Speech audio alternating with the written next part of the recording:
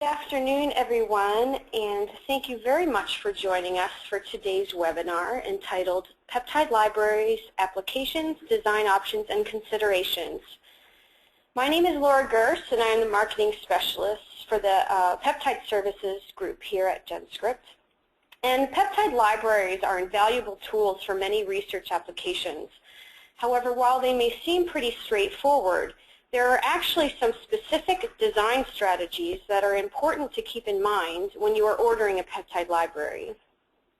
Not only will choosing the most appropriate library design be important, but designing the correct peptide sequences may also influence how informative your results will be. So in this webinar, I will cover some common applications for peptide libraries, as well as specific design considerations for these applications. I'll also describe the peptide and peptide library resources that are available here at GenScript that can facilitate your protein-based research.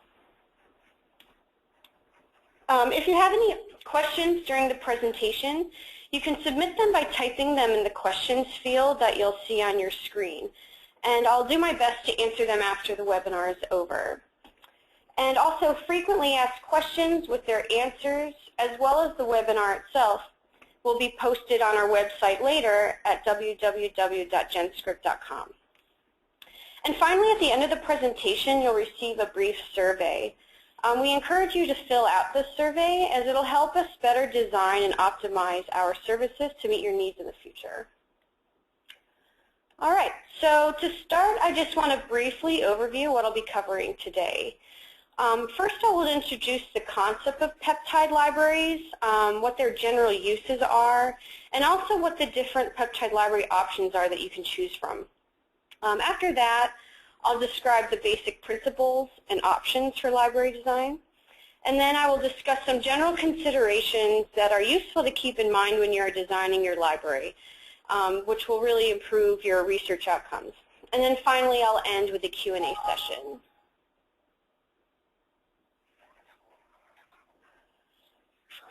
All right, so significant advances have been made in protein-based research over the years, and especially in drug discovery. Yet as progress continues, there becomes an increasing need to develop more high-throughput methods to identify the most important targets on proteins. And since screening possible peptide candidates one at a time is both time-consuming and expensive, peptide libraries can expedite this process by spanning entire sequences of these important epitopes to ensure that no important sequences are missed. And so what is a peptide library exactly? So simply put, it's a systematic combination of peptides that correspond to a bioactive region on a protein. The entire sequence of this region is broken down into smaller peptide fragments, and these peptides sequentially span, sequentially span the entire epitope of interest, or they can also be different combinations of these epitopes. So once the library of peptides has been determined, they are individually aliquoted into multi-well plates. So the significance of each of these peptide fragments can be studied individually. And so if you've already started investigating the possibility of using peptide libraries in your research, you probably noticed that there are two different types, generally speaking, of peptide libraries. One is a phage display peptide library and a synthetic peptide library. So what exactly is the difference between the two? Phage display libraries are generated by inserting DNA fragments into a phage genome, which when translated are then presented on capsid proteins. And the clones can be selected from the library based on their binding affinity for a specific target. And these types of libraries can be very useful, and they are particularly advantageous because they're straightforward to develop in-house, and there's no limit to the length of peptides you sequence or produce. However, phage display libraries are pretty labor-intensive, especially when you are screening for hundreds of peptide combinations. And something else is you're also limited to natural L amino acids. So alternatively, synthetic peptide libraries are developed using solid phase synthesis, and any peptide combination can be designed without prior understanding of the transcript sequence. So ultimately, by outsourcing these libraries, you can spend much less time synthesizing peptides or generating phage display libraries, and this allows you to focus more time on your experiments. So to overview before I get started, at GenScript we offer 3 different types of synthetic peptide libraries, and they vary by net weight and peptide length. The smallest peptide library is the microscale peptide library, and the net weight of the peptides range from 0.2 to 0.5 milligrams. And to maintain the microgram scale, the peptide length is capped at 20 amino acids.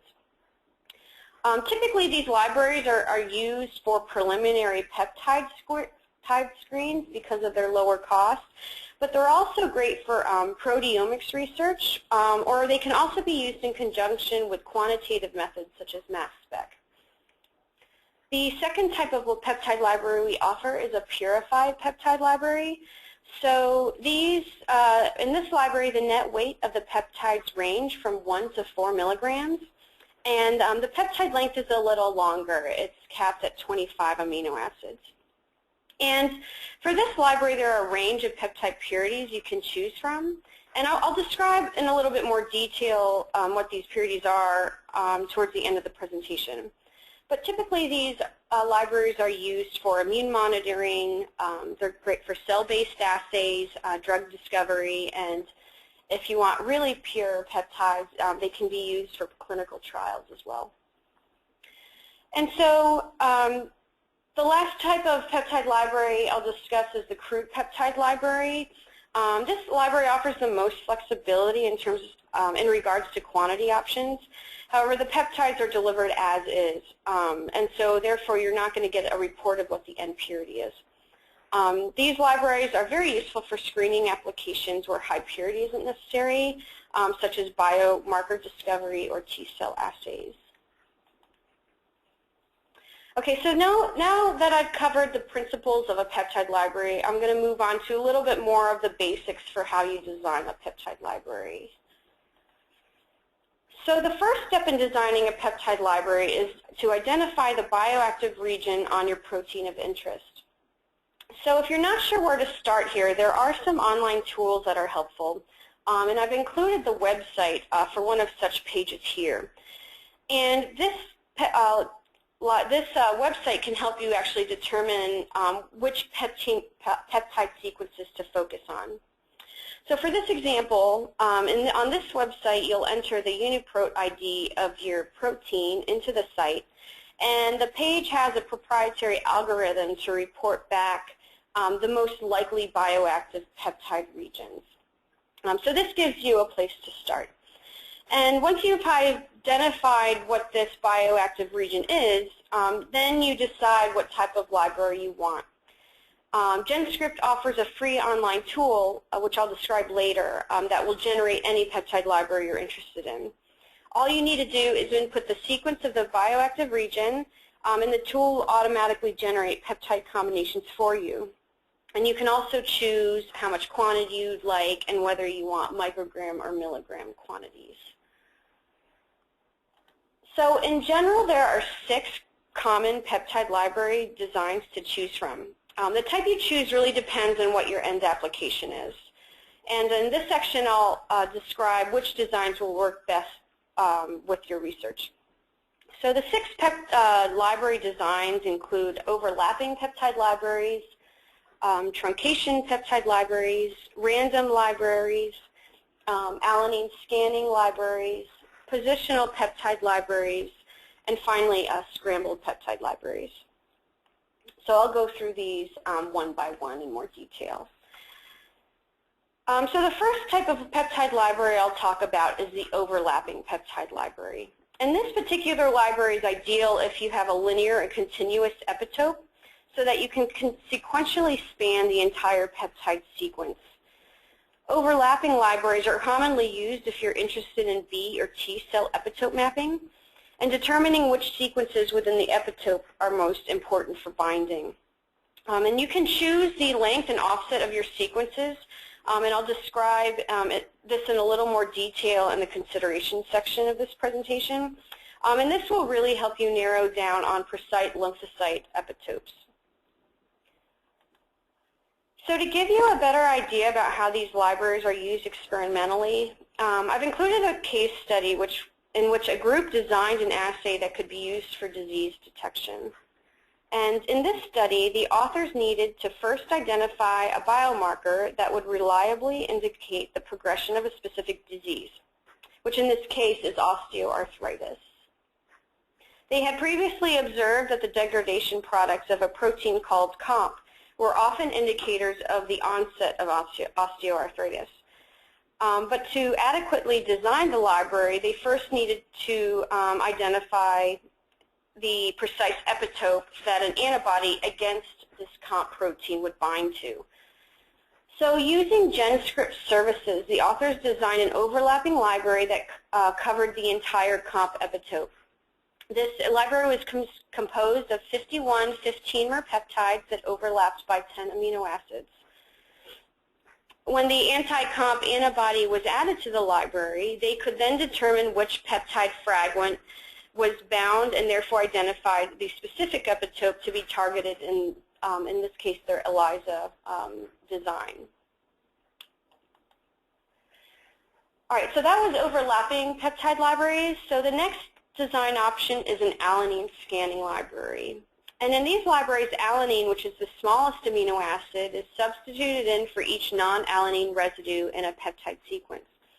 This can have a variety of implications on a biological system, and in some cases, this substitution will cause changes in epitope binding activity, allowing you to quickly determine the contribution of each amino acid to function. So for these reasons, alanine scanning libraries are particularly useful for finding protein binding sites or enzyme substrates, and as well as discovering functional epitopes.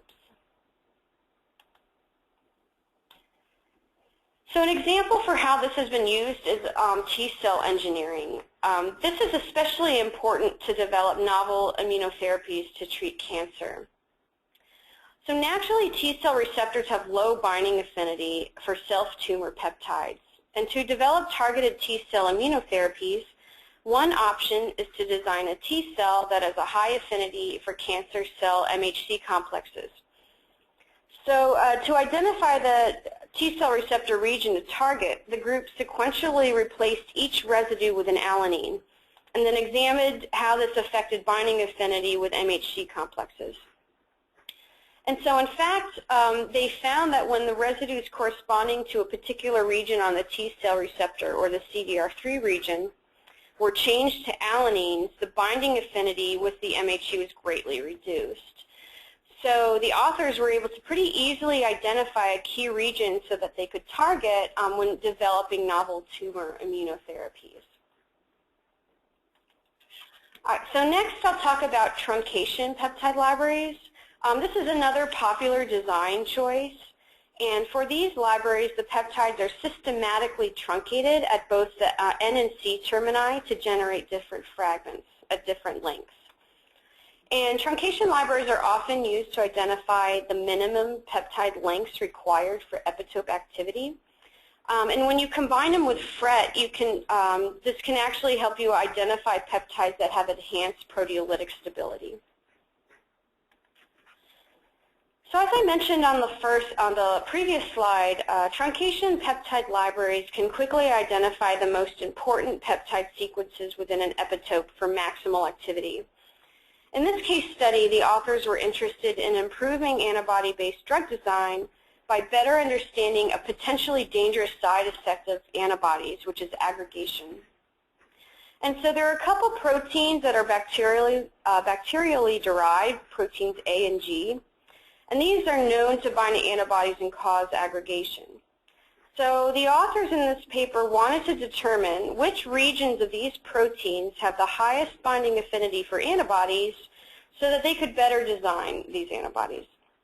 And so using GenScript services, they used peptides corresponding to protein A and they sequentially truncated them to identify the peptide with the most dominant role in aggregation. And so this resulted in quick identification of sequences to avoid when they were designing antibody-based drugs. Okay, so the fourth option is a positional peptide library. And these libraries represent another common design choice. For these libraries, amino acids within a specific area of interest are systematically substituted with each other, with each of the other natural amino acids. So as a result, you can get information on what residues are most important for the function or activity of that region. And these peptide libraries are also commonly used if you're optimizing peptide sequence design, or if you want to identify T-cell epitopes from complex mixtures of proteins. So this type of library was also recently designed at GenScript, and in this case to identify specific regions of an enzyme's active site that contribute the most to activity. In this case, the authors were investigating the functional constraints of a common gene editing enzyme called LHE. And in this report, a positional library was designed to span catalytic and non-catalytic regions of an enzyme. The specific residues within these regions were substituted with each of the other amino acids. And after adding the substrate, the authors could confirm which residues were most important for LHE activity and also least likely to vary evolutionarily. Okay, so the fifth type of library is a random peptide library. So like the name suggests, these peptide libraries contain randomly and simultaneously generated variations with all other amino acids via a shotgun approach. And as a result, you can potentially generate peptides that have enhanced activity for a particular function. The libraries have been used to identify highly active and novel peptide sequences, and they've been also useful if you're doing peptide sequence optimization. So in this random peptide library case study, the authors were interested in developing novel tumor immunotherapies, which first requires identifying a particular biomarker present on a tumor cell. So in this case, the authors sought to isolate peptides that bind to the surfaces of lung cancer cells. And so they created a random phage display library of cell-targeting peptides. And from here, we're able to identify the peptide sequences that had the highest binding affinity to cancer cells. And what this did is it gave them a target for drug design. All right, so the last peptide library design that I will describe is the Scrambled peptide library. So this library has the highest level of variation, and it's constructed by sequence permutation of the original peptide. So as a result, you can create the ideal scenario for sequence optimization and probe target molecules of interest, including proteins, antibodies, and DNA. So in this example, a scrambled peptide library was used to find a peptide mimic that could be used to study the function of a particular epitope. So here the authors were looking for a mimic of a neural recognition molecule that was important during development. And since this molecule has limited natural availability, a peptide mimic would be useful for more extensive study of its function. And so to find this mimic, the authors designed a phage display library consisting of random 15-mer peptides resembling a carbohydrate epitope. And what they did was they screened for peptides that would bind to an antibody that recognized this specific epitope. And as a result, they were able to quickly identify mimics that could be used for future study. So if you're interested in using the Peptide Library service, GenScript makes designing your library a lot easier by providing a free online design tool. To use this tool, you go to the Peptide Screening Tools webpage that I have listed here, and you enter your target protein sequence in the box. You can then choose the design you want and input any additional parameters specific to the library. After entering the sequence, the tool automatically generates relevant peptide sequences. And when you click the quote button, you can upload these sequences and we'll provide you with a quote. Our technical account managers will get back to you to make sure you're happy with the design and verify any additional options you might want to include. Okay, so now that I've gone over the design options, I also want to address some factors to consider when you are preparing the peptide library sequences. As for any other peptide synthesis project, considering peptide properties is important for maximizing experimental outcomes. So for the next few slides, I want to cover a few common issues that are encountered with peptide libraries and some solutions.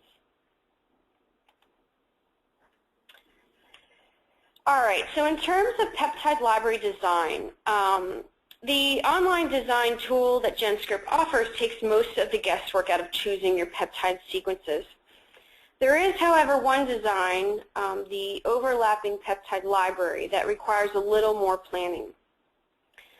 So in this case, the offset number is important to factor in. The offset number relates to the amount of overlap between your peptide sequences. So in general, the bigger the offset number, the less overlap there is going to be between sequential peptides. And the less overlap there will be. And so in general, peptides with larger offset numbers will be composed of fewer peptides, and as a result, it will cost less for you. However, one disadvantage to this approach is that the fewer peptides you have and the bigger the offset number, the chances of missing an important epitope will increase. So the rule of thumb, to try and make the most of your library, we recommend choosing shorter offset numbers. So in this case, on the bottom right, these peptides with a length of 6 have an offset number of 2. And so you can see that you have more possible epitopes to screen. And so generally, the offset number is 1/3 of the length of each of your peptides. So another issue that commonly arises with peptide library design is hydrophobicity.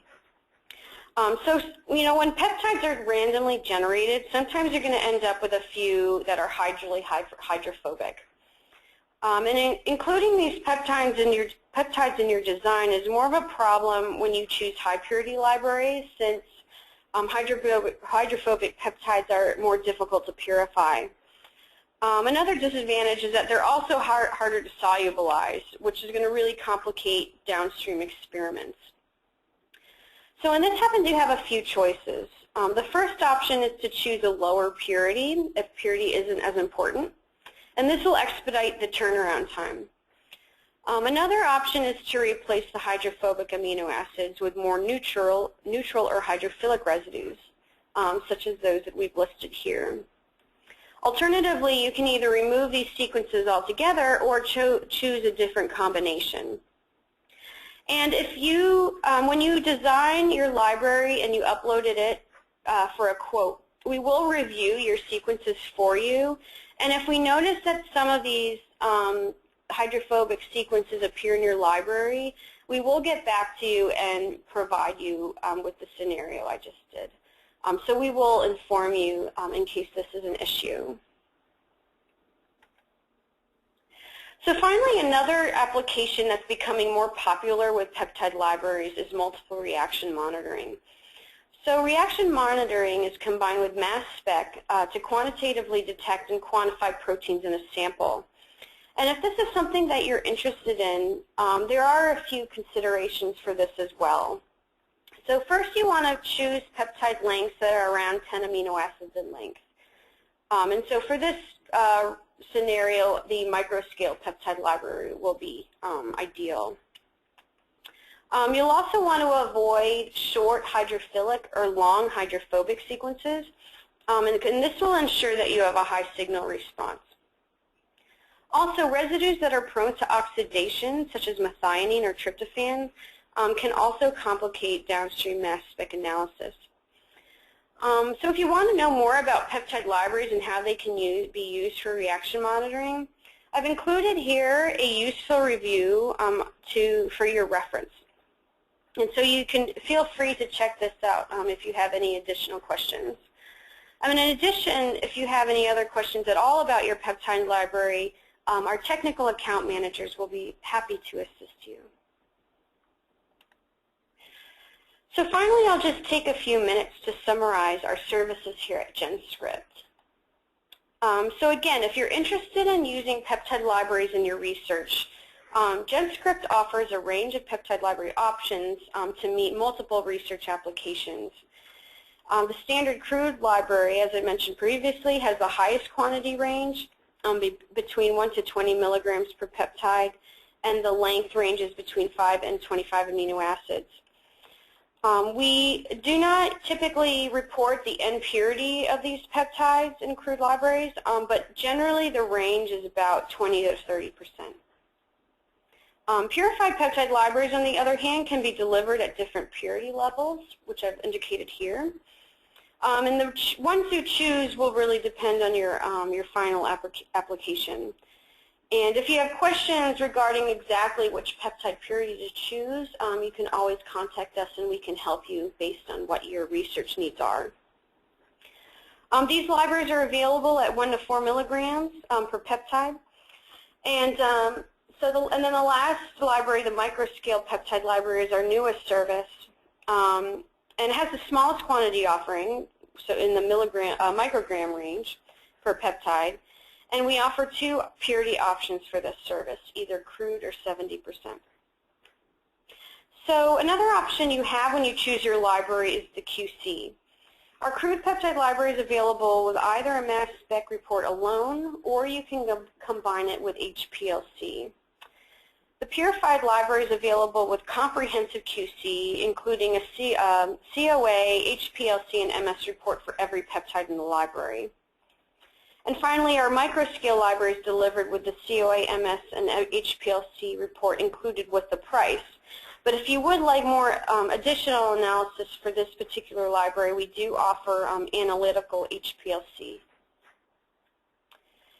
And also, when you are ordering your peptide library, you also have the opportunity to choose a TFA removal option. And this will replace TFA ions with acetate or hydrochloride. This is particularly useful if you plan to perform downstream cell-based assays. In addition, if you are interested in specific peptide modifications, we offer an extensive list of modification options.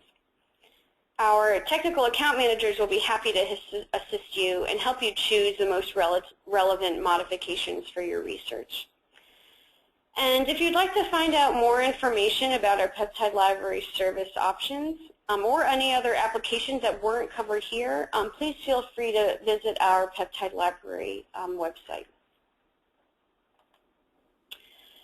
So before I start taking questions, I just wanted to tell you about some of our upcoming webinars. I'm sorry, so that's a little premature. So we want to talk about some other peptide services that might be useful to you. So in addition to our peptide library, we offer a standard peptide synthesis service here at very competitive prices. And in addition, we also offer a peptide synthesis service for the synthesis of proteolytic peptide mimetics.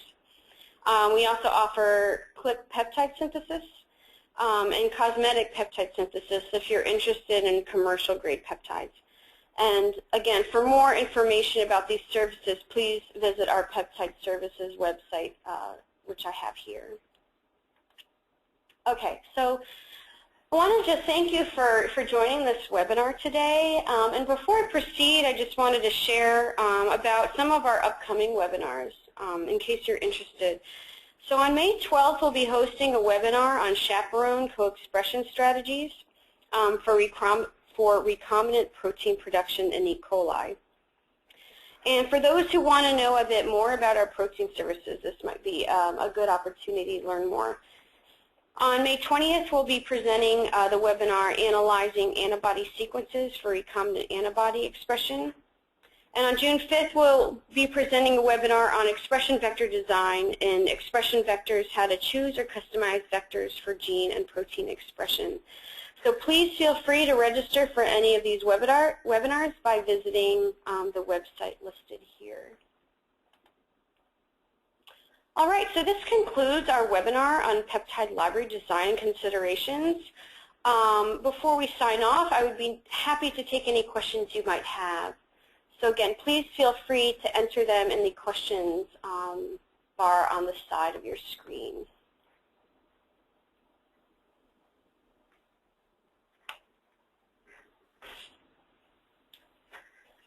All right, so one question is, how are peptide libraries shipped? All right, so this is going to depend on how you have them delivered or which deliverable option you choose.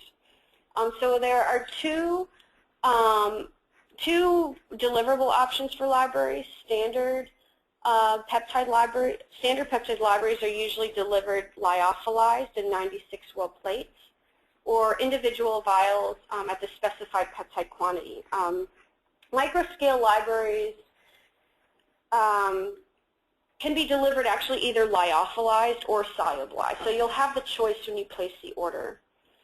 And if you choose a liquid, the solubilized option for microscale peptide libraries, in this case the volume won't exceed 500 microliters. I do want to point out, depending on whether you order a standard or a microscale peptide library, we will report how much quantity there is per peptide, but for a standard library, this will be included in the certificate of analysis. This differs for a microscale peptide library. In this case, you will need to order or request the analytical HPLC to have this information included. So again, you'll want to sign up for that when you place the order online. All right, so the next question is, how many peptides do I need to consider at a library? So this is a good question. So across the board, peptide libraries usually consist of at least 24 peptides. We recommend ordering, at least 48, especially for a microscale peptide library, because there is a plate fee, a very small plate fee. But generally speaking, 24 peptides is the minimum. So you can order as many as you want from there. All right, so the next question is, what is the length of the biggest peptide made in your library so far, and is it made by solid phase synthesis? So the length of peptide has been capped at 25 amino acids. So this is the longest peptide in terms of library we've made. In terms of capacity, we have the capacity to do thousands. So that won't be a limiting factor. If you do have an interest in other peptide lengths, please feel free to contact us. We can always see if we can work with you to design peptides of longer sequences. So please don't hesitate to contact us. Is it made by solid phase synthesis? Yes. So all of our libraries are constructed by solid phase synthesis. And if you have more questions about the technology for how we construct the libraries, you can also get that information in our peptide library, on our peptide library site. All right, so the next question is, how will the price be different for synthesis if we order a library, or is it considered single peptides? All right, so this is a good question. So we do offer two unique services for synthesizing peptides. The first is standard peptide synthesis. So for standard peptide synthesis, there's no minimum number of peptides you order. It's basically charged as a single peptide, and depending on how many peptides you order, the price might be a little bit different. Crude peptides well, the peptides are actually priced by amino acids, so it's a little bit different, and it does end up being a little bit more expensive. They start at about $2 to $3 per amino acid, and then if you have modifications or anything else, that will also be included. So if you order it as if you want to order a library, you order it separately. So we have a separate ordering system for peptide libraries by themselves. So this will end up being a little bit less expensive for you, and because of the larger number of peptides that you're ordering, and they are charged by peptide, not by amino acid. So the price does end up being a little bit less expensive, especially if you're ordering hundreds of peptides. But if you have more, if you do have a specific pricing for a particular peptide library, probably the best way to answer will be to just submit a quote or call us, and we can always take a look at your peptides, and then we can kind of give you a good estimate for what your price is going to be. But in general, if you do not order at least 24 peptides, it's not considered a library. So hopefully that answers your question.